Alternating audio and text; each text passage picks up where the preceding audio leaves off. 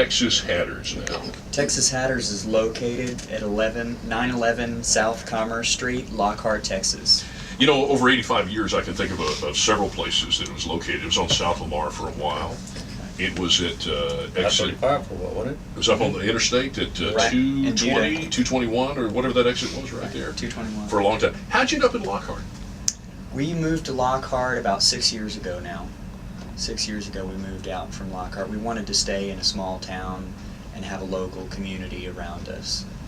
We wanted to stay just outside of the city and kind of keep that family environment and feel to us. And Joel, with 85 years of making hats, you're the fourth generation. So Manny was your grandfather. Correct. So that's 3 generations ago? Yes. So it started ahead of Manny. Correct. My I never- great-grandfather. I never knew that. So what is the tradition of Texas Hatters in a nutshell? Oh God, there's a lot. Yeah. There's a lot to it. My great-grandfather actually started out as an apprentice making hats for the Schutte brothers in Houston. Back before they were called the Schutte brothers, they were actually Southern Hat Works, Southern Hat Company. in Oh, I Houston. remember that, yeah. Yeah. Who owns a Texas Hatters hat? Dale Watson. A lot of folks. Willie Nelson has several of our hats and has for many, many years. Willie Nelson gave me a Manny Gamage Texas Hatters hat in 1979. Wow. Yeah. Well, you know, Yeah. not to butt in here, but I know that it wasn't in the, well, for the play I did in New York and in Atlanta, Yeah. he made a hat for that, because I played the Zydeco Cowboy Yep. in one of them, so we got a. Oh, that's right. They use an yeah. authentic Texas Hatters hat. And That's right. That was a fun one because we had to kind of antique it and age it and make it look like it was as you done for some movies too. right. So this rule about when you wear straw and when you wear felt, is that? Do we need to pay attention to that? Is it real? It's real in a sense, but I mean it doesn't really apply here in Texas. I mean you can wear any color hat year round that you want to. You're going to be awful hot if you're wearing a black hat in the middle of summertime, Right, though, right. during the day. But for a lot of us folks, especially here in Austin, the main time we're going to be wearing our hats is when we're out two-stepping, and so there's, climate-controlled environment. You're not too worried about. So what's the old rule about a straw after Easter? Is that what it is? I can't remember. Correct, straw after Easter. Straw after Easter. Right. Well, what's the ladies about the shoes? Was it no white after something? Is that what it is? Right. Yeah, kinda like that old same, rule, Same yeah. thing, yeah. Yeah, but as you say, we don't have to pay attention to that. Now the Gamage family, in fact, your grandfather came up with something that it was a hit with a lot of people. I have one to this day. Right. Don't wear it much, to be candid. Called the half breed, which That's correct. Your grandfather invented this hat that was half straw and half felt. That's right. It's odd looking. It didn't really go over too well with my great grandfather originally.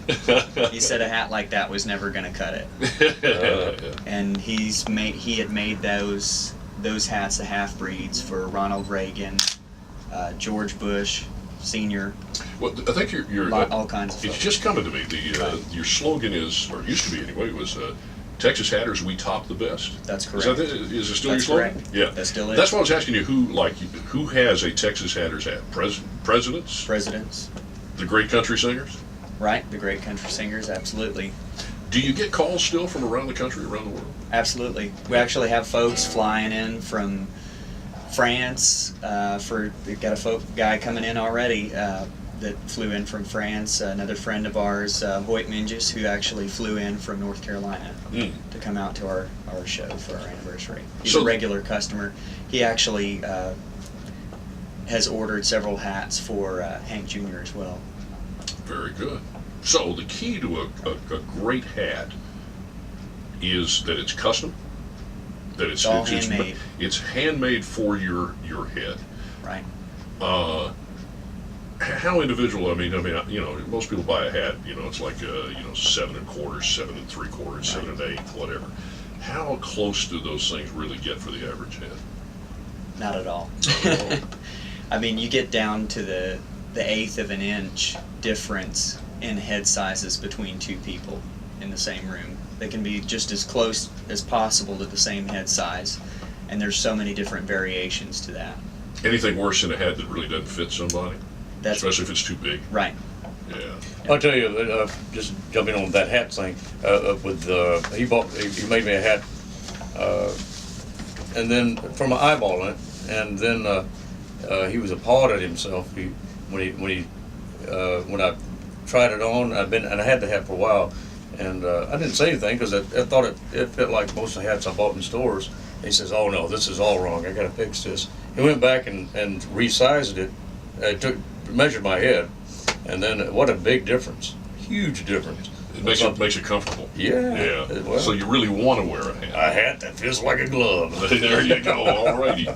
So also, this was provided to me by one of your fans, Joel.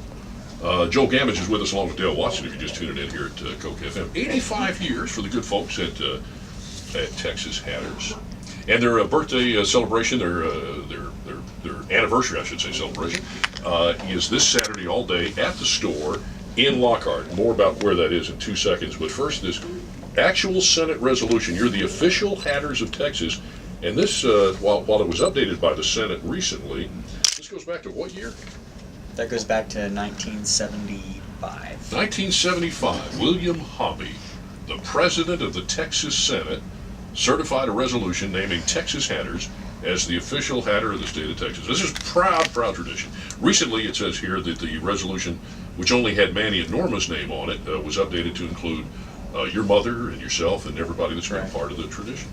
All right, so where is Texas Hatters in Lockhart? How do we find it? I mean, I know it's on the main drag there, Right. but how do we get there, and what are you doing at what time? And again, let's remind folks what time Dale's playing.